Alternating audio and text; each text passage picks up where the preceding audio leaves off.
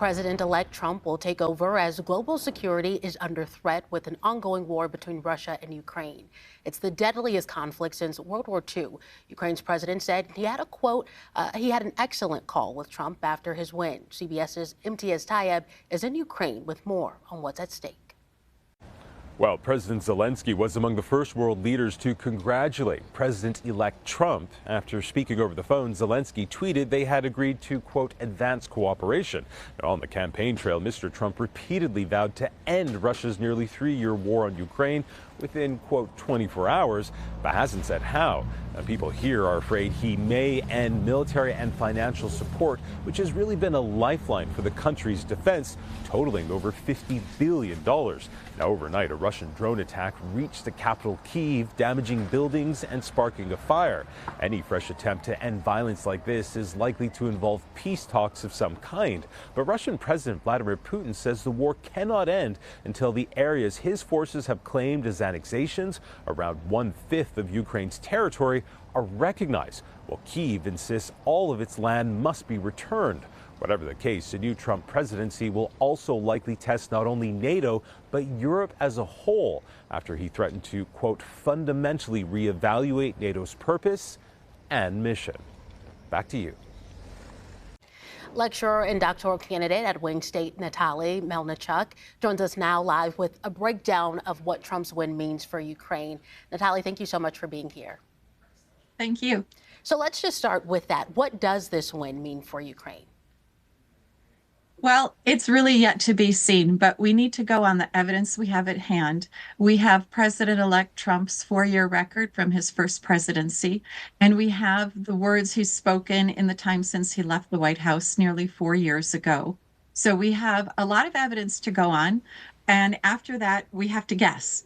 And there are some good guesses out there because we have a lot of evidence. So first of all, Europe today has been very busy trying to come to terms with the new president and implications for his new position at the White House for European security.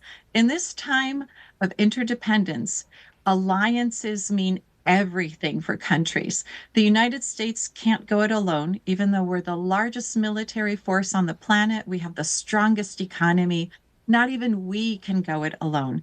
And the NATO alliance, the North Atlantic Treaty Alliance, has been our lifeline and our 31 allied members' lifeline for the last 50 years. We protect each other. Together we are stronger. And in that way, with all of our strength put together, we have deterred attacks on our member countries since the end of World War II. And correction, 75 years, not 50 years, 75 years. That stability came from the North Atlantic Treaty Organization, the strongest and longest surviving military alliance in the history of the world. And speaking of alliances, we know the Biden administration has given aid to Ukraine. Are there concerns that this might go away once Trump is in office? There are serious concerns because when President Trump spoke in the last few years about Ukraine, he said he would end the war in Ukraine in 24 hours.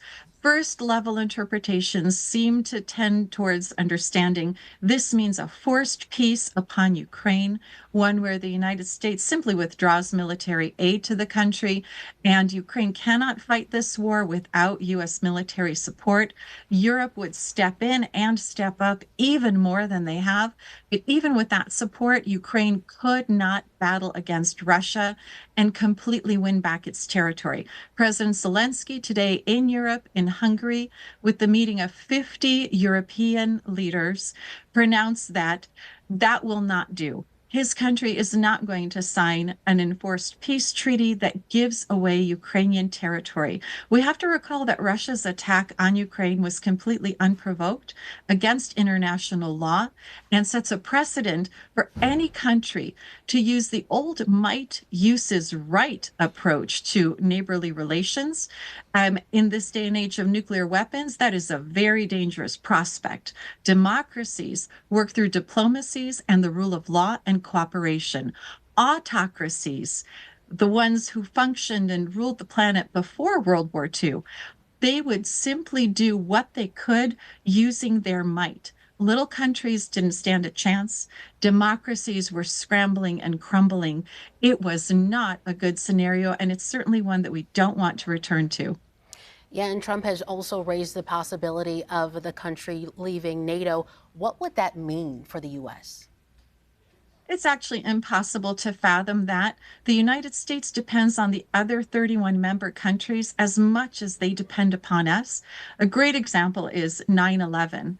The only time that NATO actually met to come to the aid of a member country under Article 5, the one that assures collective defense and that all member countries will come to the aid of a member country under attack.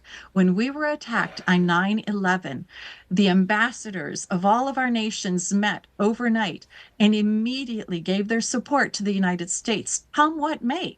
They didn't know exactly what the attack was about. They didn't know what they were going to do together, but they threw themselves behind the United States no matter what it took.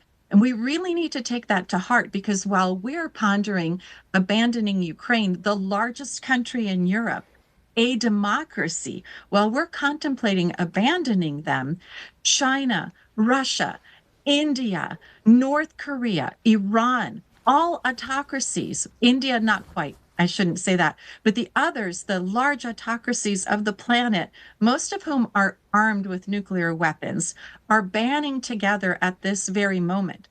And indeed, 3 weeks ago, they all met in Russia. And today, President Putin is running his Valdai conference, where again, we see the same cast of characters, Russia's allies, not democracies, autocracies, who would love to see democracy crumble because the rule of law keeps them in check. Autocracies need to function in the dark, they need to consolidate power at the top and they repress people through violence and absolute control of their people.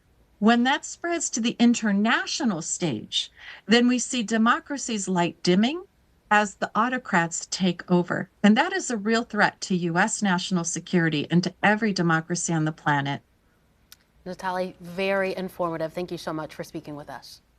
Thank you very much.